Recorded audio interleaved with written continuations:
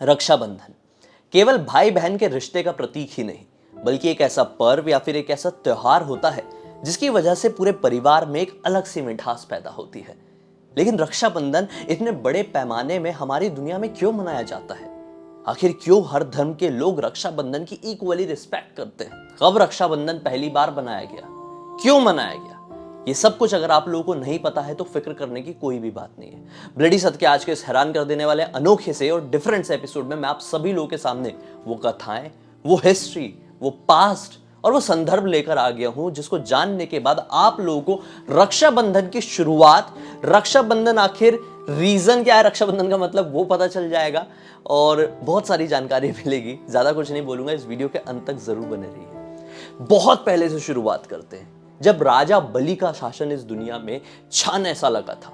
दरअसल राजा बलि भगवान विष्णु के बहुत बड़े भक्त थे। बहुत बड़े बड़े महायज्ञ इन्होंने अपने जीवन में किए थे। अब तक वो 110 यज्ञ पूरे कर चुके थे, जिसे देखकर जितने भी देवता थे काफी ज्यादा चिंता में पड़ गए कि राजा बलि एक असुर हैं। अगर इतनी ज्यादा भारी मात्रा में घोर यज्ञ वो करने लगे तो सारे भगवान उनके ऊपर प्रसन्न हो जाएंगे और इस वजह से हमारा जो स्वर्ग है वो इनके हाथ चला जाएगा। हम कमजोर पड़ जाएंगे और असुर ताकतवर पड़ जाएंगे। देवराज इंद्र की चिंता की तो छोड़ ही दो, मानो कि उनको अपने सिंहासन की सबसे पहले ज्यादा फिक्र सताने लगी थी। वो परेशान होकर बहुत सारे देवताओं को लेकर भगवान विष्णु के सामने पहुंच गए और अपनी परेशानी का कारण भगवान विष्णु से बताया। भगवान विष्णु सबके पालन करता है, तो भगवान विष्णु ने आश्वासन दिया कि मैं स्वयं राजा बलि से आप लोगों की रक्षा करूंगा। भगवान विष्णु ने वामन अवतार धरा और राजा बलि के पास पहुंच गए। राजा बलि बहुत बड़े दानवीर थे। बस जैसे ही वो उनके पास पहुंचे तो राजा बलि ने कहा कि आप मेरे द्वार आए हैं, मैं आपको खाली हाथ नहीं लौटाऊंगा, बोलिए क्या भिक्षा चाहिए। तो भगवान विष्णु जो कि वामन अवतार धरे हुए थे, उन्होंने कह दिया कि मुझे ज्यादा कुछ नहीं, केवल 3 पग जमीन चाहिए। बस राजा बलि तैयार हो गए, बोले नाप लो 3 पग और ले लो। भगवान वामन ने इतना बड़ा रूप धर लिया जिसकी कोई लिमिट नहीं। एक पग में पूरी पृथ्वी, दूसरे पग में पूरा स्वर्ग, और जब वो तीसरा पग बढ़ाने ही वाले थे तो राजा बलि समझ गए कि कोई और नहीं, सीधे सीधे श्रीहरि है। उन्होंने उनके तीसरे पग के नीचे अपना शीश रख दिया, अपना सर रख दिया। बस उनका तीसरा पग राजा बलि के सर पर चला गया। अब क्या था, राजा बलि भी भगवान वामन के ही हो गए। अब भगवान वामन ने बोल दिया कि 3 पग नाप लिया हूं, उसमें आप भी आए हैं, तो इस हिसाब से मैं आपको कहता हूं ना आप इस पृथ्वी में रह सकते हैं, क्योंकि ये मेरी पृथ्वी है, ये मेरा स्वर्ग है, आप स्वर्ग में भी नहीं रह सकते। आपको नीचे वाले तल में जाना पड़ेगा, रसातल में। वहां पर जाकर आप अपना साम्राज्य बना लीजिए, हमको किसी भी तरह की कोई भी परेशानी नहीं है। लेकिन आपके इस भाव से मैं बहुत ही ज्यादा प्रसन्न भी हुआ, तो इसके साथ साथ आप जो चाहे मुझसे वरदान मांग ले, मैं देने को तैयार हूं। राजा बलि ने उनसे वरदान मांग लिया कि हे श्रीहरि, मुझे केवल इतना चाहिए कि आप मेरे रक्षक बनकर स्वयं मेरे नेत्रों के सामने हमेशा हमेशा रहे। बस इसी वजह से भगवान विष्णु को राजा बलि का द्वारपाल बनना पड़ा और रसातल में जाना पड़ा। जब भगवान विष्णु इस तरह से राजा बलि के पास रसातल में चले गए तो माता लक्ष्मी काफी ज्यादा चिंतित हो गई, परेशान होने लगी। परेशान होकर वो नारद मुनि के पास पहुंची। नारद मुनि ने उनकी इस परेशानी का हल बताया। नारद मुनि ने कहा कि आप एक काम कर सकते हैं, अगर आप राजा बलि को अपना भाई बना ले तो आप जो भी उपहार इसके बदले में उनसे मांगेगी, राजा बलि को देना ही होगा। बस माता लक्ष्मी ने एक सूत्र लिया, मानो कि एक राखी, और सीधे राजा बलि को बांध दी और अपना भाई बना लिया। उसके बदले माता लक्ष्मी ने भगवान विष्णु को उपहार में मांग लिया। बस ये जो दिन था, श्रावण मास की पूर्णमासी का दिन था। बस उस दिन के बाद से ही उस पर्टिकुलर तिथि में रक्षाबंधन के पर्व की त्योहार की शुरुआत हो गई। अब आते हैं दूसरी कथा की तरफ। एक बार की बात है, देवताओं और असुरों के बीच में घोर युद्ध छिड़ा हुआ था। असुर हमेशा की तरह देवताओं के ऊपर हावी पड़ गए थे। देवता काफी ज्यादा चिंता में पड़ गए थे। उन्हें ऐसा लगने लगा था कि अब सब खत्म, अब सारी चीजें असुरों के हक में चली जाएगी। भगवान इंद्र काफी ज्यादा परेशान हुए और बृहस्पति जी के पास पहुंचे। अपनी परेशानी का कारण बताया। उनकी ये सारी परेशानी उनकी पत्नी इंद्राणी काफी अच्छे से समझ रही थी। इंद्राणी ने सारी चीजों को सुनकर यह कह दिया कि मैं आपके लिए सारे विधि विधान से एक सूत्र तैयार करूंगी। कल ब्राह्मण शुक्ल की पूर्णमासी है, तो आप जाइए और जो भी बड़े बड़े ब्राह्मण हैं उनके हाथों ये रक्षा सूत्र बंधवा लीजिए। यही ब्राह्मणों के द्वारा बांधा गया रक्षा सूत्र आपकी और देवताओं की रक्षा करेगा। बस अगले ही दिन भगवान इंद्र इंद्राणी से लेकर वो रक्षा सूत्र ब्राह्मणों से बंधवा लेते। विश्वास नहीं मानोगे, इस भाव के बाद सारे देवताओं की असुरों के ऊपर जीत हो जाती है। बस इसी चीज की वजह से सारे लोग रक्षाबंधन का पर्व मनाने लगे।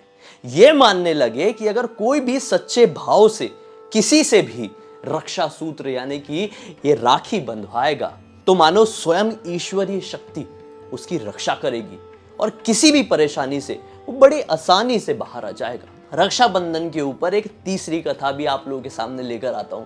महाभारत काल की बात है। भगवान श्री कृष्ण का एक कजन हुआ करता था शिशुपाल नाम का। भगवान श्री कृष्ण ने यह कहा था कि मैं शिशुपाल की 100 गलतियों को माफ कर दूंगा। बस शिशुपाल एकदम गलत प्रवृत्ति का था। भगवान श्री कृष्ण की भरी सभा में बेइज्जती करने लगा, गलती पे गलती करने लगा। भगवान श्री कृष्ण गिन रहे थे कब इसकी 100 गलती पूरी हो और मैं इसका अंत करूं। इसका पापों का घड़ा बहुत ज्यादा भर चुका है। भगवान श्री कृष्ण गिन रहे थे।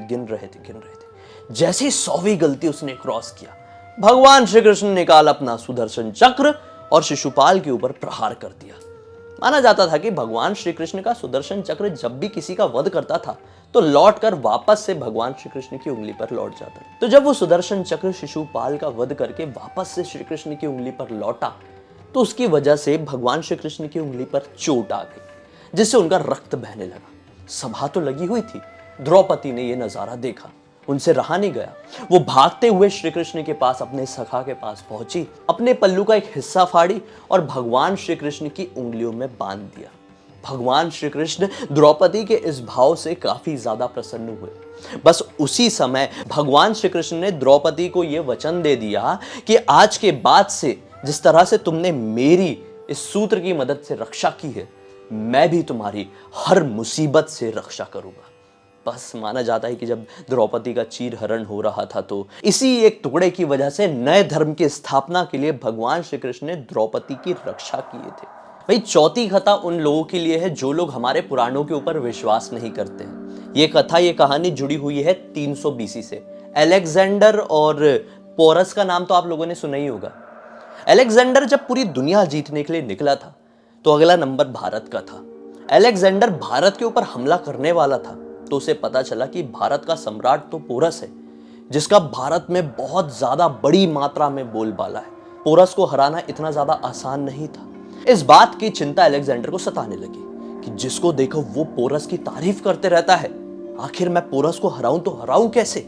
बस उसने इस चिंता के बारे में अपनी पत्नी से डिस्कस किया। पत्नी भी काफी सोच में चली गई और जब अलेक्जेंडर की पत्नी ने अपनी चिंता का कारण अपनी सखियों को बताया तो उनमें से एक सखी जिसे भारत के त्योहारों की अच्छी खासी जानकारी थी, उसने अलेक्जेंडर की पत्नी को बताया भारत की मान्यताओं के हिसाब से अगर कोई स्त्री कोई पुरुष को राखी बांधे तो वो स्त्री वो पुरुष की बहन मानी जा सकती है और फिर उसके बदले में वो बहन अपने भाई से कुछ भी उपहार मांग सकती है। बस अलेक्जेंडर की पत्नी ने अपने दिमाग की सुई थोड़ी घुमाई और पोरस को एक राखी भिजवा दी और एक पत्र लिखी कि मैं इस राखी के जरिए आपको अपना भाई बनाना चाहती हूं। पोरस ने भी खुशी खुशी ये राखी बांध ली। बस बदले में अलेक्जेंडर की पत्नी ने पोरस से अपने पति अलेक्जेंडर की जान की माफी मांग ली, क्योंकि वो भी डरी हुई थी कहीं पोरस मेरे पति अलेक्जेंडर को मार ना दे। पोरस ने भी अपनी बहन की बातों का आदर किया और अलेक्जेंडर के ऊपर आगे से आक्रमण कभी नहीं किया। तो ये थी राखी और रक्षाबंधन से जुड़ी कुछ ऐसी पौराणिक कथाएं, पुरानी कहानियां जिसके बारे में बहुत कम लोगों को नॉलेज थी।